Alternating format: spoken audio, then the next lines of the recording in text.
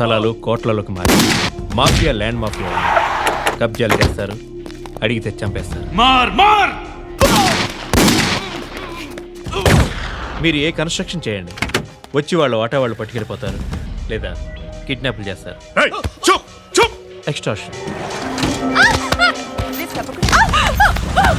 జనం పోలీసులు కలిసి వాళ్ళ మీద ఎన్ని కేసులు పెట్టినా ఈ కోర్టుల్లో ఆ కేసులు తేలవు, వాళ్ళు చేసిన మర్డర్లు ప్రూవ్ అవ్వవు. చల్ చల్. ఈ ఎంటైర్ నెట్వర్క్ లీడ్ చేస్తున్న ఒకే ఒక్కడు ఆలీభాయ్. ఆ ఒక్క పేరు చెప్తే చాలు. అలీబాయ్ తెలీదా నీకు?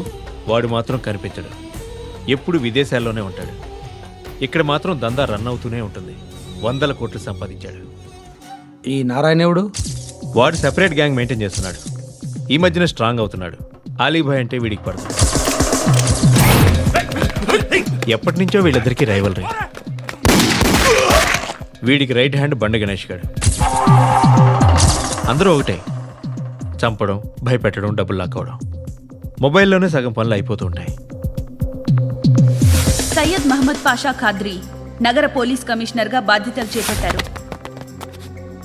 వస్తూనే ల్యాండ్ మాఫియాపై ధ్వజమెత్తారు. డ్యూటీలో జాయిన్ అయిన 48 గంటలు తిరగకుండానే పోలీస్ ఎన్కౌంటర్లలో 8 మంది క్రిమినల్స్ మరణించడం జరిగింది. ఖాద్రీ రాకతో రియల్ ఎస్టేట్ వ్యాపారులు హర్షం వ్యక్తం చేశారు.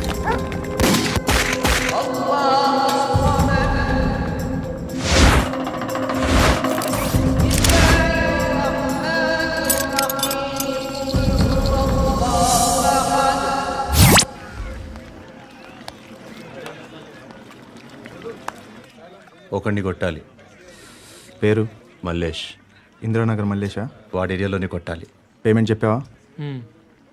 మీలో ఎవరు కొడతారు? కొట్టేది మేం కాదు, పండు. రేపు పొద్దున్న ఇందిరానగర్లో పరిగెత్తించి మరీ కొడతారు.